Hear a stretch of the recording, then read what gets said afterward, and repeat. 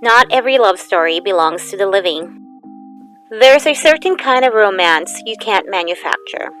It's built slowly over time through shared memories. And the St. Anthony's Hotel has been watching San Antonio fall in love for over a century through first dates, weddings, and anniversaries. Weekends here are often full of love as couples celebrate these milestones. But that's not all that's here. Late-night conversations under their grand ceilings are interwoven with ghost sightings that refuse to fade, like the story of the Lady in Red, a presence that's more poetic than paranormal. She is woven into the hotel's love story, just like many other legends that remain here. Is the Marriott St. Anthony a luxury collection hotel, San Antonio's most hauntingly romantic stay? Come along and let's find out.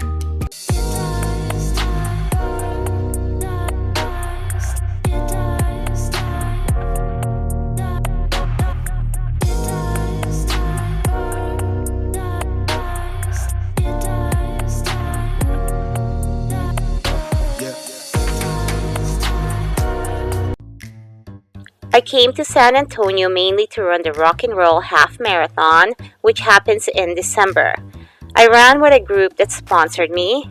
We also hosted a few other events, including a private dinner with a high-profile guest at the Ana Cacho Ballroom, as well as a fundraising gala and awards night at the Jack Gunther Pavilion.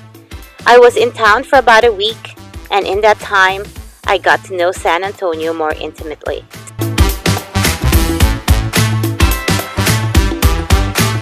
But before we check out the hotel, let's see what's nearby. And the great thing about the St. Anthony is that it's in downtown and within walking distance to so many of San Antonio's best spots. Just below downtown is the Riverwalk, accessible by one of the nearby stairwells. From the St. Anthony, this entrance is only 2 blocks away. Beneath stone bridges and glowing lanterns, the river and its passing boats wind past restaurants, live music, and people gathered along every bend. There are plenty of restaurants here, so your options feel endless. I wouldn't say they're the best in San Antonio, but they're decent nonetheless, and you'll almost always have a great view.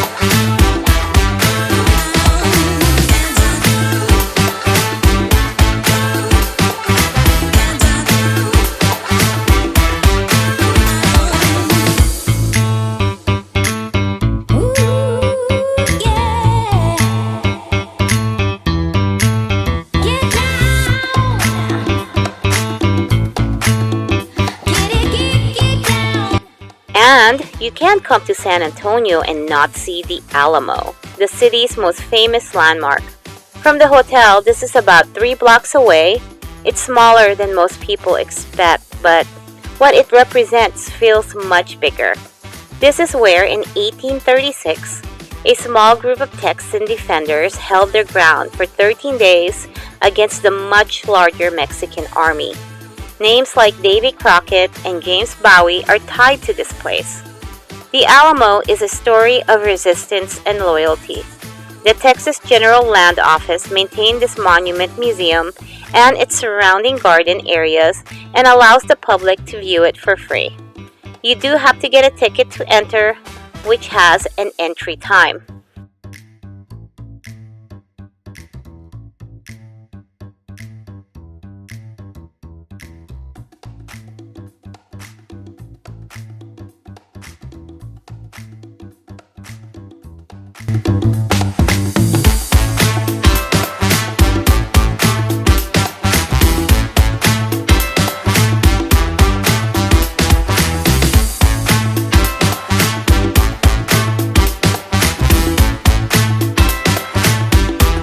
Once here, it feels less like a legend and more like a reality. The stone walls, the quiet courtyard, it's all humbling. No matter how many times you've heard the story, being here makes it personal.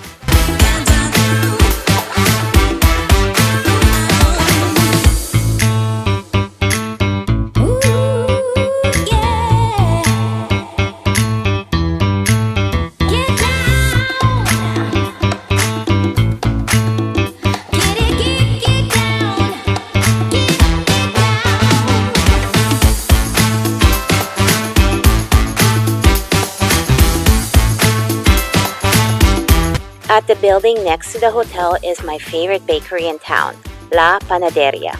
But they are popular and the lines are long, especially on weekends. On one side of the bakery, you can watch as they bake your soon-to-be favorite pastries.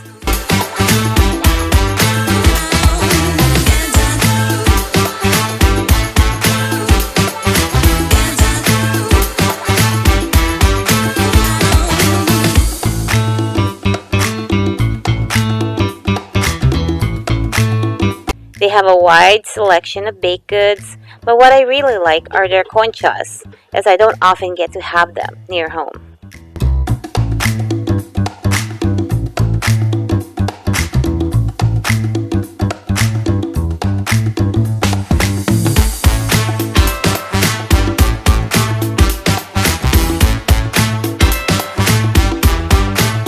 Hey there! Quick interruption to say thanks a bunch for choosing to watch my video.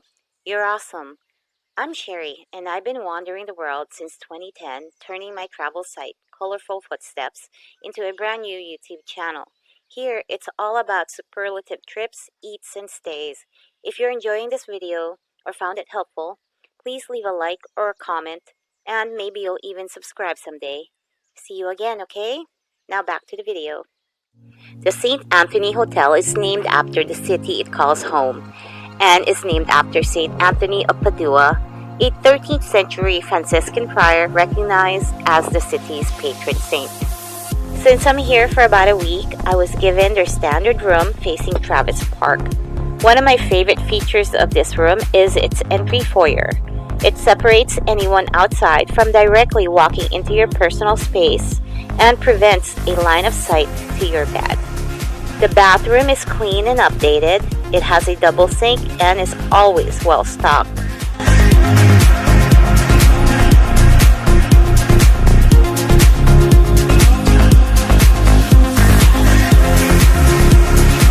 The shower even has a seat and a handheld.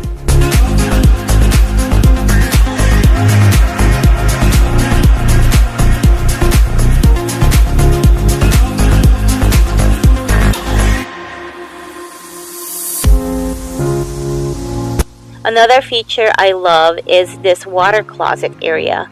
The toilet is enclosed and can be used privately, while someone else can use the other parts of the bathroom. The bed itself was very fluffy and soft. I think perhaps too fluffy and soft for me, but it was a good night's rest nonetheless. And why would it be a luxury hotel if it didn't have a bathrobe?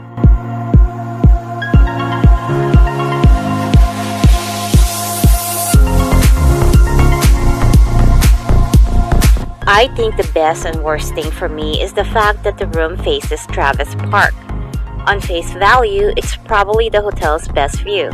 But they have a lot of things going on at the park for the holidays, and it's noisy, to say the least. They were supposed to only have activities on the far end near the ice skating rink, but that's not what happened. I think my biggest annoyance were the mariachi band. I would have been fine with the noise if the race didn't happen on a Sunday morning, and most of the noise from the park happened on Saturday night. That said, I made it across the finish line either way.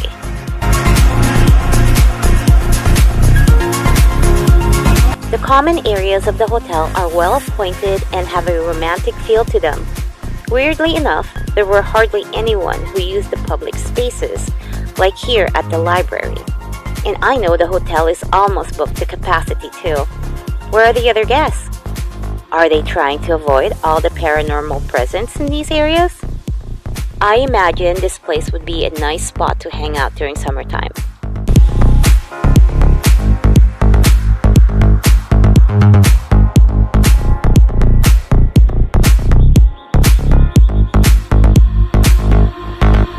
Since no one was around, I was able to take a selfie at the adjacent outdoor patio without being self-conscious about it.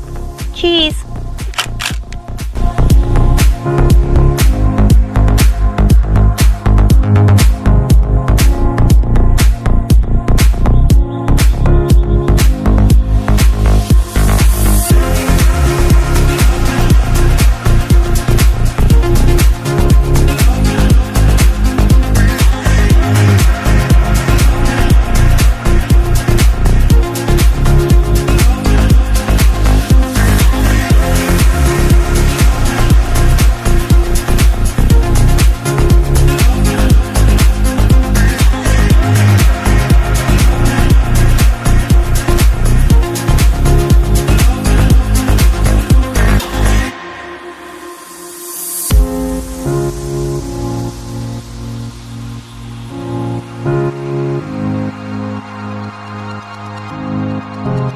Their pool deck is one of the best ones I've seen, and like the other public spaces, it's just me here at this moment yet again. This is the roof of the shorter portion of the hotel. On the one hand, I like being covered by the taller part of the hotel, but on the other hand, it also means the sunlight will be partially blocked. I suppose in the Texas heat during warmer months, that's a good thing.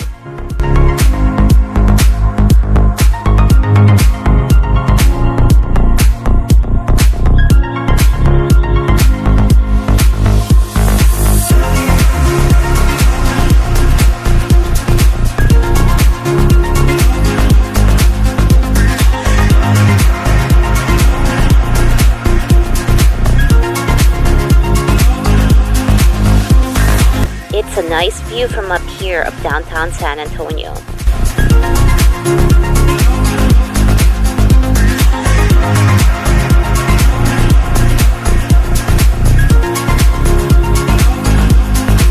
There's also an event space up here where weddings and anniversaries happen. This hotel seems to be the place where romance and memories are made.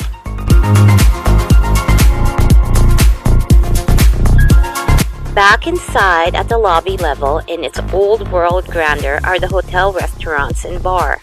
Here is the most commonly used restaurant for breakfast with a view of Travis Park. I love the touch of lime greens.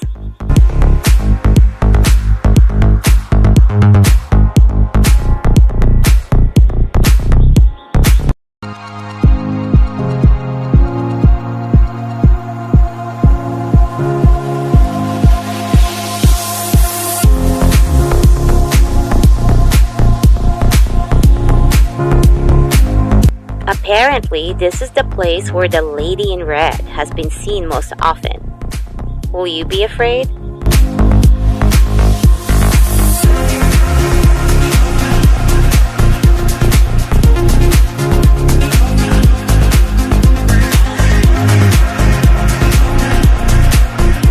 The grand chandeliers, soft lighting, marble floors, crown moldings, all the things that make a place more romantic are present here. So much so that many milestone events take place at this hotel. People come back time and time again to celebrate love where time and legend didn't forget.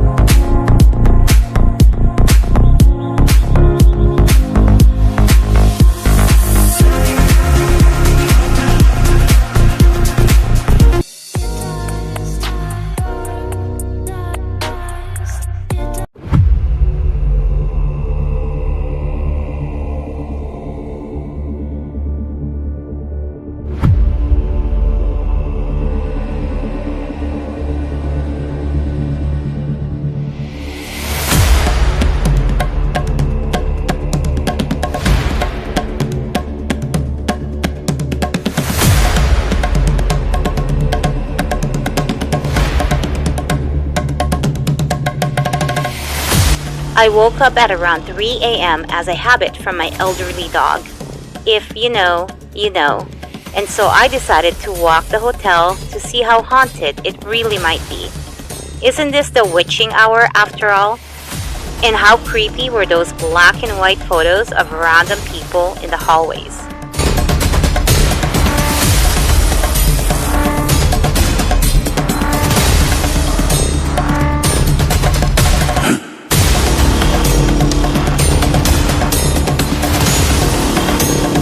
Weirdly enough, no matter what time of day, this library business center mezzanine area is almost always empty. Do you think others know something I don't?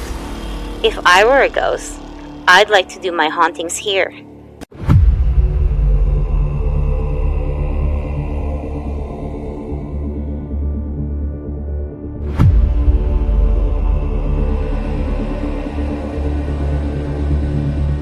The Lady in Red may be the most famous presence, let's call it that, at the St. Anthony. But she isn't alone. Over the years, guests and staff have spoken of doors opening on their own, footsteps echoing through empty halls, a feeling of being accompanied even when no one is there. Some say they hear quiet conversations late at night. Others mention lights flickering or a presence that passes without explanation. Something here lingers.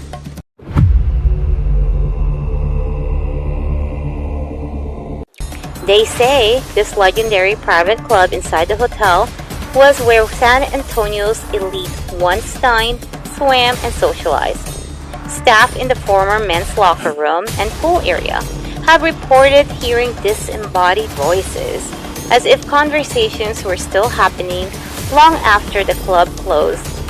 Some also claim to smell cigar smoke, even though the hotel is non-smoking. There are tales of shadowy figures and echoed conversations, often described as if the club's once vibrant atmosphere never fully left.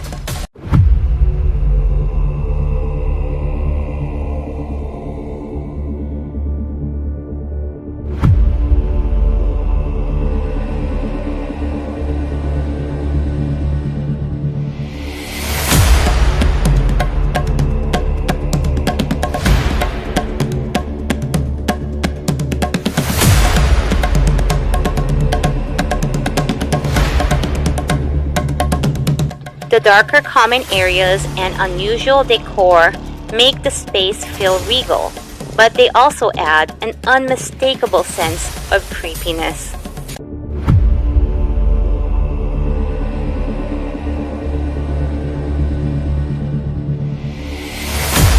The hotel's haunt bar leans into these stories.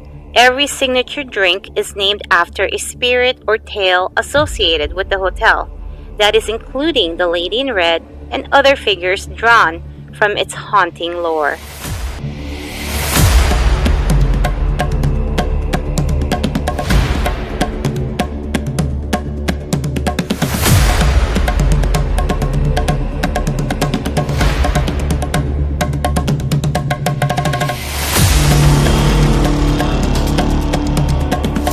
I attended a private party at this 2-story mezzanine-style event space the other day. My room is located a few floors up from this part of the hotel, so it was very convenient. Lots of weddings take place here, despite the tales of its hauntings.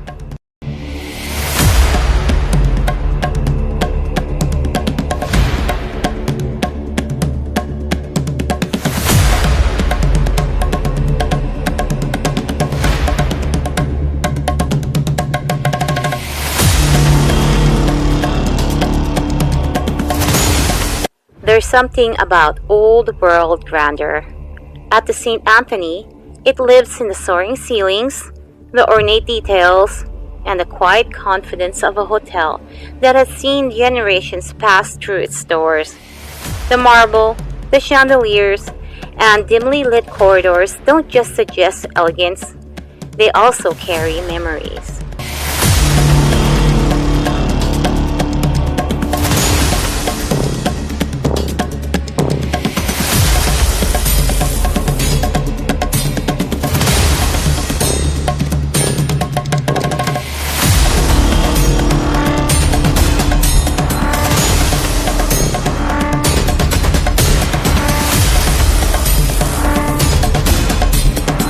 We made it all the way around and not once hearing, feeling, or seeing any presence. Despite this, there is something that lingers here. I know it. It's a sense you can't explain, woven into every corner of this hotel. If you've ever had an experience with the paranormal, guess, I'd like to know.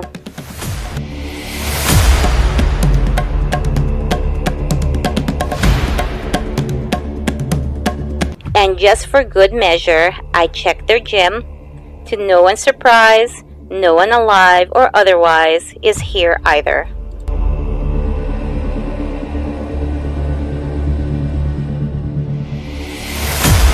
No matter what your experience may have been here, whether for a romantic event or curious stay, the St. Anthony Hotel in San Antonio doesn't just host memories, it refuses to let them go.